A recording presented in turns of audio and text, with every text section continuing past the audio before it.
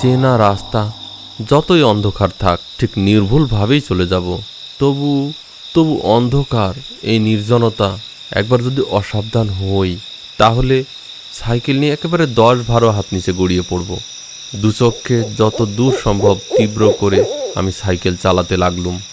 তাড়াতাড়ি যেতে ভরসা হচ্ছে না, তবু উত্তেজনায় আপনা থেকেই দ্রুত বেগে পা ঘুরছিল প্যাডেলে।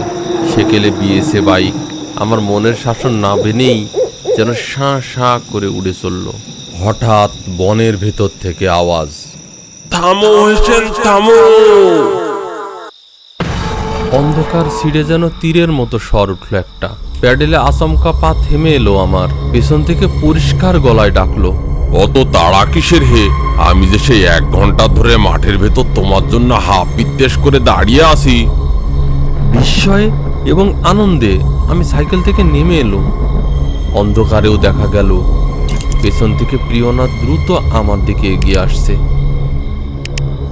ব্যাপার কি হে? এই সেই 7:55 ট্রেনে নেমে এতক্ষণ মাঠের ভেতরে কি করছিলে? সে অনেক কথা, ভারী মজার ব্যাপার হয়েছে একটা। এই বর্ষার রাতে মাঠের ভেতরে কি এমন মজার ব্যাপার হতে পারে? আর তোমার সাইকেলই বা গেল কোথায়? বলছি তো, সে অনেক কথা, গ্রামে ফিরে শুনবে। আপাতত তোমার ক্যারিয়ারে আমায় তুলে নাও। বেশ, উঠে পড়ো চটপট। প্রিয়নাথ কাছে এলো। দেখেছো কাণ্ড, জলে কাদায় একেবারে মাখামাখি হয়ে গেছি। হাড়ের ভেতরটা শুদ্ধ কাঁপছে ঠক ঠক করে। পড়ে গিয়েছিলে নাকি?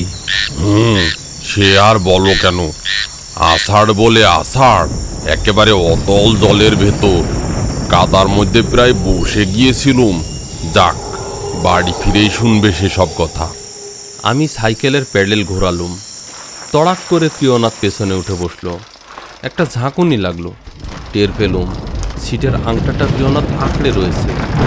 এই ভিজে রাস্তায়, এমন অন্ধকারে আরেকটা মানুষকে ক্যারিয়ারে তুলে নেওয়া যে কি দুর্ভোগ, সে বলে বোঝাতে হবে না। কিন্তু অনুভব করলুম হঠাৎ যেন আমার গায়ে দ্বিগুণ শক্তি বেড়ে গেছে। প্রিয়নাথের অতখানি ওজন আমাকে বিন্দুমাত্র কাবু করতে পারল না। সেকেলে মজবুত বিএসএ সাইকেল শনশন করে চলতে লাগলো। এমনকি অন্ধকারের সম্ভাব্য বিপদটাও মুছে গেল মন থেকে। প্রিয়নাথ কোনো কথা বলছে না, আমিও না।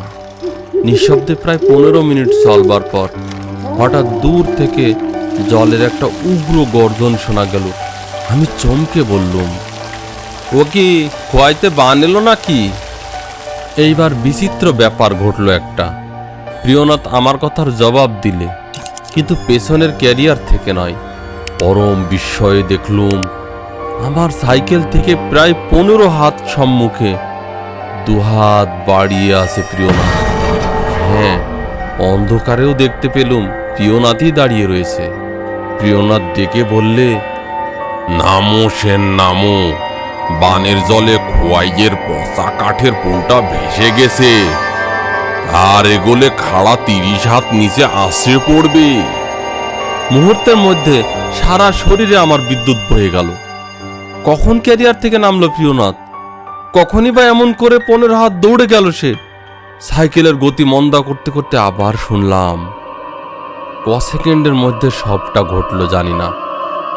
দেখলুম প্রিয়নাথের চোখ দুটো জ্বলে উঠল। তারপর যেন করটির কোটর ছেড়ে সে দুটো চোখ তীক্ষ্ণ উজ্জ্বল আলোর মতো উড়ে আসতে লাগলো আমার দিকে, যেন ফসফরাসের দুটো অতিকায় পতঙ্গ। পরদিন সকালে আমাকে পাওয়া গেল রাস্তার উপরে। সাইকেলটাকে জড়িয়ে ধরে আমি পড়েছিলুম। আর প্রিয়নাথকে পাওয়া গেল ভাঙা পুল থেকে 23-24 হাত নিচে, আরও 3-4 ফুট জল কাদার তলায়। ওপর দিকে পা দুটো তুলে তার পেট পর্যন্ত কাদার মধ্যে গাঁথা।